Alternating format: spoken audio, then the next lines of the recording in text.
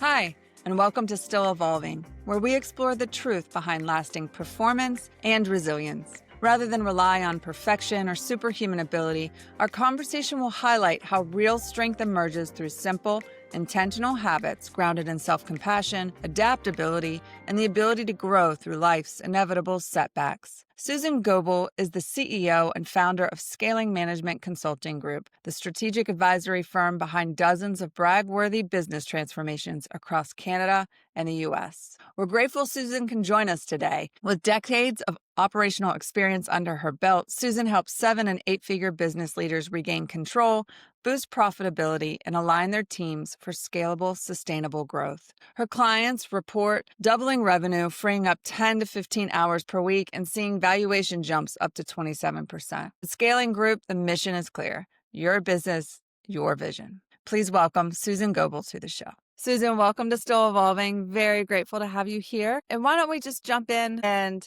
if you could please share with our listeners a bit of your journey, talking a little bit about where you came from, how you got here, what you're working on now. Thank you, Amy. It's so good to be here. I really appreciate it. You know, no one's journey is a straight line, and I can certainly say that too. I'm a scientist by training and trade. I spent 20 years in the pharmaceutical industry and absolutely loved it. It was so exciting. And then we wind up getting into the day where I walk into the office and I'm presented with this big, beautiful plaque. And you know what it says? It says my contributions are great. And in the next hand is the pink slip on the same day, in the same 5 minutes, because they're shutting down the division. And you kind of go, oh, that was a gut punch. That didn't feel very good. But thankfully, I was in actually a pretty good place where I was. And so I said, well, what do I want to be when I grow up? And I decided that I didn't really like the feeling of not being in control. And back then I had equated control with entrepreneurship. And anybody who's done the journey long enough knows that's really not the case. Yeah. And so I hopped into being an entrepreneur. I bought back a piece of the technology that, 6 of us had gotten together, and we were co-founders for a new pharmaceutical company, which was its own unique thing. 6 people at the helm trying to all be at the helm is a lot of herding cats. And so I left that about 3 years later and decided to go out on my own. And then from there, started along that solopreneur journey, kept things simple. Then the pandemic hits and the business starts to grow beyond where I was thinking it was going to grow, which is a great place to be. So you bring on a team and you decide to do all those pieces and you build out an agency model. And that brings us pretty much to where we are today. Wow. Wow. I'm so curious, from scientist to agency leader and the many leadership stops along the way. Certainly a pink slip is a punch, a hefty punch, but I'm also guessing that there were others in your journey. Could you share with the audience perhaps not only the impact of that challenge or maybe a current challenge and how you're able to respond and adapt? Maybe what helped you along the way when facing challenges and adversity, what you find is in your toolbox now to deal with challenges? 2025, as we're sitting here and recording this at the very end of the year, it's been a time to reflect on a very challenging year for a lot of both individuals and companies. And I think this year has been one of the most challenging that I've ever seen. So adaptability and agility has been really important. And I think also the theme of, I don't want to call it self-care. It's not a term I particularly love, but really taking that step back and being able to set some boundaries for yourself and respecting them has been important. And so this year, a lot of my clients and for my team as well, we've encountered things that we have never seen before. Team members have done things that I just never would have expected. And these are long-term team members that we walk into challenges and it becomes much more self-centered in terms of where their perspective hits instead of being what does the team need or what does the business need or how can I fulfill this and do things differently. It's been a very weird year for that. I had a client who had a team member and they had agreed to a course of action in terms of building the business. And then the team member literally 2 hours later does the exact opposite and causes the loss of 50% of the clients for the team. Yeah. Mhm. 2 hours. I don't know what happened in that 2 hour time period to entirely take things in another direction. And it's an interesting one because when you dive into it, there isn't a simple thing that went, oh, yes, there was this event. It was a thought process of I got really excited about the potential outcome for something. But I didn't think about how the journey between point A and point B needed to roll out. I just thought about me. And in doing so, I totally lost track of them, the other people, and it became very much we versus me. It was fascinating Wow. in hindsight. This is a time of year where people are kind of annual reviews go on and people take a look at really lessons learned. And I've always found it interesting in other performance domains, they have different titles, after actions, but the key is action, right? So how can you take those lessons learned, perhaps what you're looking at, trends in your data, what you're taking away, and then implementing. It could be a small step, it could be a major strategy, tactics supporting and action supporting, but the action is what's so critical and can get lost. And then the second component there that I heard you reflect on is one of balance. In full disclosure, I rail against self-care as well, only because it's like work-life balance, self-care. It's just not a concept that when I've been working to support high performance for individuals or teams, that's not how we've ever conceptualized it. More importantly, we look at the role of active recovery in support of performance. And active recovery comes in many different forms. Obviously, sleep, the number one performance enhancer, could be a strategic napping. It could be also play, right? Like I heard you say, take time away with your friends or family. Like, how do you refuel? Essentially. And active recovery looks at energy reserves supported by supplementation, hydration, and what we're intaking, right? So I come from the foundation of recovery for performance and well-being, not the separateness, siloed. It feels like a checkbox when you hear self-care or work-life balance. And then the third component that I hear is really as leaders, how we not just motivate, but really create climates of the we. And when it goes off track, it can be like a dagger, obviously, for business, the livelihood of the business, but also just as a leader. Like, wait a minute, what was lost in the communication? What was lost in how I was shaping this? And I'm just curious if you could reflect on that challenge, how you were working with your client around that specific issue, how perhaps the client's leadership ended to what is now a crisis. If you lose 50% of your book, what now? Where do you go from now? Whether it's, yeah, we can reflect and kind of take the data and do differently, take actions differently. How do we take care of our people now? Because if you only have 50% now, that's even more vital.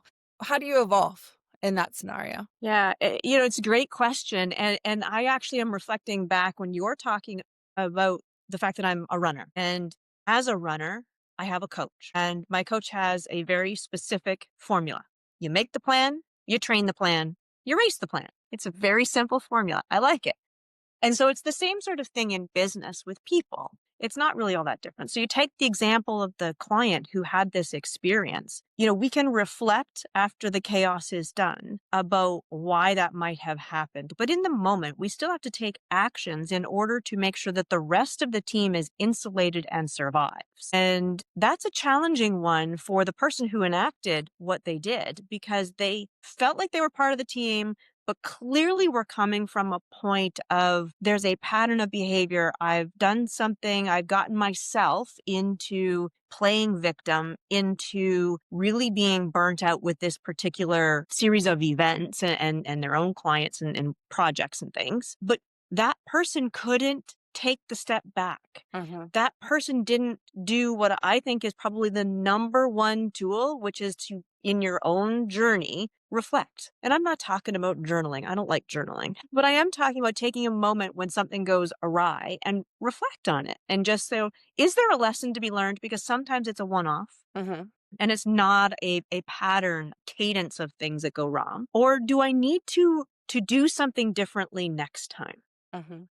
And sometimes you have the ability within your suite of things you control to do that. And sometimes you don't. And you have to know when that is too. I don't think there's anything that my client could have done with that team member in advance. They'd already built the culture. They communicated, they had agreement, right? I'm a big believer that communication is not just I say something to you, but it's also message received, right? Mhm. So they'd received the feedback, the message was received, they knew the plan, they were going to make the plan, race the plan, train the plan, all the things, and then all of a sudden the person went sideways. Mhm. And how do you deal with that as a business owner, and a leader? You have to truly make space to, yes, that person needs to be heard and we need to investigate. And so does the rest of the team Mhm. and the business. And now there's a crisis within the business that only the leader can step in and fix, Mhm. Mhm. and quickly. Yeah. And so how do Um, you do that? yeah.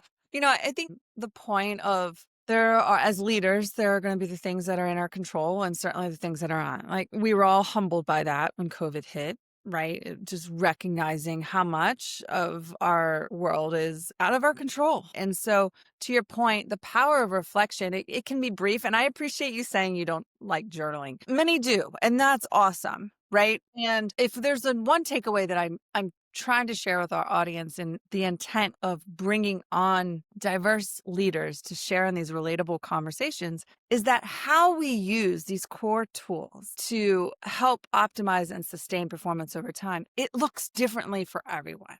Like when I work with high performers in any performance domain, I've always shared they're the performance domain expert.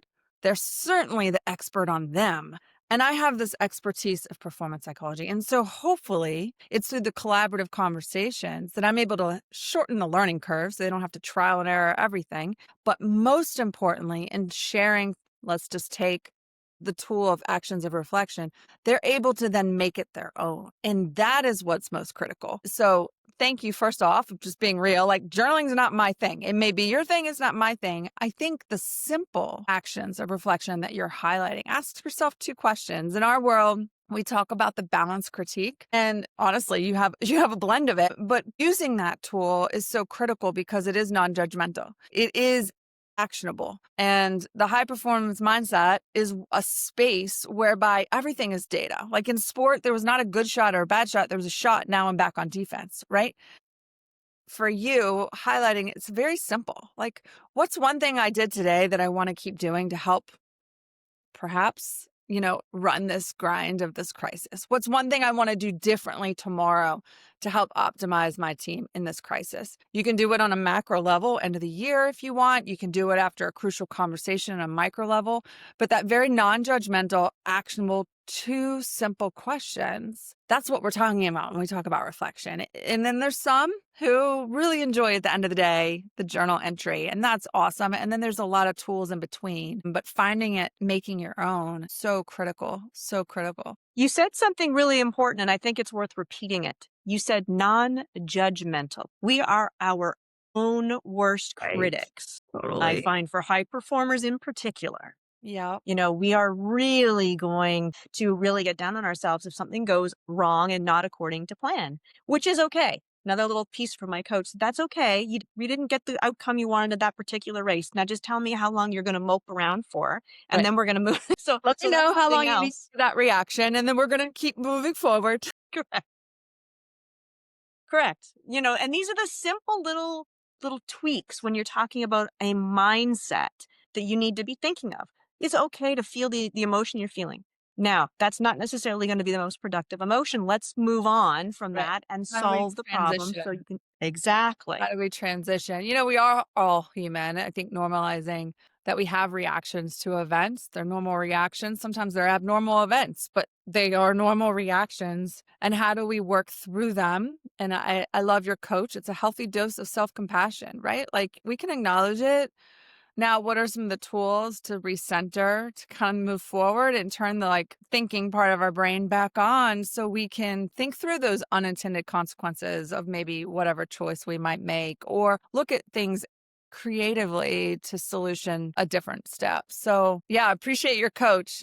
A healthy dose of self-compassion goes a long way. I'm curious, kind of riffing off of that coach relationship, and you've talked about the relationship with your clients, but for you as a leader, talk a little bit more about how you've used the power of connection in able to sustain over time? Like, do you have a coach for your solopreneur journey? What has been the role of mentors or others in your life that you have found really has helped you strengthen your resilience and be able to continue to evolve through life's journey? It's a great question. And I'll be perfectly blunt and honest with the answer is that I don't have a coach right now. I love my running coach. I would love to talk to her all day long. She's just so much fun. But there are people that you listen to. And sometimes, though, and I've gone through this a couple times this year, where the people you choose to listen to and you think have your best interests at heart don't always have your best interests at heart. And so when you're choosing a coach, you need to understand and really scope that relationship appropriately. What are you actually asking for from the other person? What are you going to give up? Is there a trade-off in getting their advice? And I find it very interesting because a lot of times I find that leaders that I deal with my clients, and I just had this conversation last week with somebody. Hey, I brought this person on to do this. Now they've done this, but the outcome isn't really what I wanted it to be. And so I said, well, my response back to them in this particular case, after asking some questions, was, you've asked a widget maker to make widgets, but what you really needed at the end of the day wasn't widgets. And so taking that initial conversation and taking maybe a little longer with it than what some of us do is important, because the mentor relationship is great. I love having a board of advisors. I love having people with different skill sets around me because I can ask them the quality questions and go, listen, this isn't my wheelhouse. Which really, when you're talking about a coach, a mentor, an advisor, is exactly what you want to be doing, is knowing who to ask that has the expertise in that thing. And I think it's really critically important. If you want to be a high performance person, Dr. Amy would probably be a very good person to talk to. I'm an operations person. As much as I love connection and leadership and all that, it's not my sweet spot. That's Amy's sweet spot. Right. And so knowing who to ask is really important. And I greatly appreciate taking the time to really be aware of maybe what you're looking for, what you need, right? And then inquiring in the diligence process of, is this person a match for that, right? And I appreciate the shout out for the coaching piece of it. But to your point, you're using yourself around the operations piece, like the discernment process of identifying, this is where I want to go. This is where I'm at. These are perhaps the places of support that I need to get there. And then now, who best brings the knowledge, skills, and abilities to help me in that journey? The diligence process is so critical. Can we also reverse it and say it's just as much about you, the individual, knowing who you are? Yeah. Because if you don't know who you are, you're going to match yourself up with the wrong type of individual. I did this early on. I wasn't sure what I needed in a coach and a mentor. And I didn't know myself well enough to know that that guy wasn't the right. Yeah. Yeah. And that's important. Yeah. So take ownership.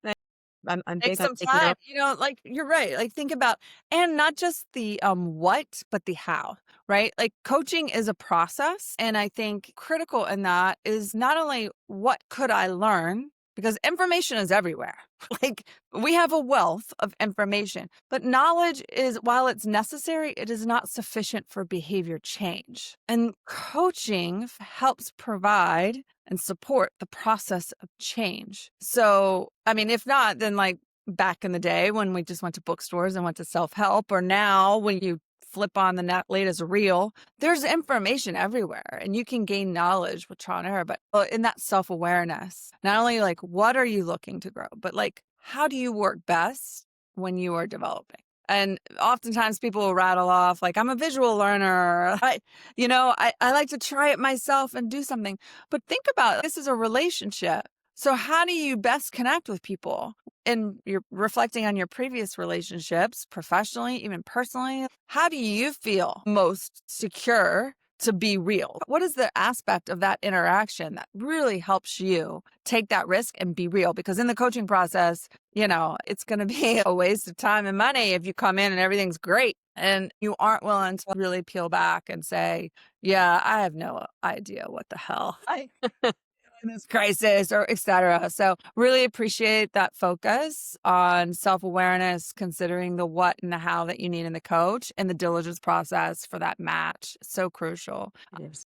Susan, would love this conversation to continue. Unfortunately, we keep it to a short hit for those commuting to work or walking on the treadmill to kind of gravitate to. So, in wrapping up, what is an element of your daily routine, if there's an immediate and actionable takeaway that you can leave our audience with, something that helps you as you've evolved through your journey, sustain that high performance journey? What works for you? Thinking time. It's a really simple tool. You do it anywhere. I like places where I can be alone and undisturbed because, of course, I've got a family with kids and stuff and puppies and all that stuff. So for me, it's either, the hot tub or the treadmill or my morning run or whatever it is where it's just that 20, 30 minutes by myself. And I find my brain goes to whatever the hot topic of the day is, whatever I'm wrestling with subconsciously, and I can then resolve that or figure out who to ask next. But the deliberate practice, if you will, right? Like booking that in, and that really helps you. I think of it as like the computer programs too, Lord knows how many tabs I have open on this thing right now. And sometimes we just need to give ourselves some time and space to kind of work through, close some tabs, maybe those tabs that are still open, like you said, ask someone about, kind of like reflect more, look at it differently. So crucial, that deliberate practice. Susan, thank you so much. Grateful for the conversation and collaborating with you, and wish you and your family the best this season. You too. Thank you so much for the lovely invitation.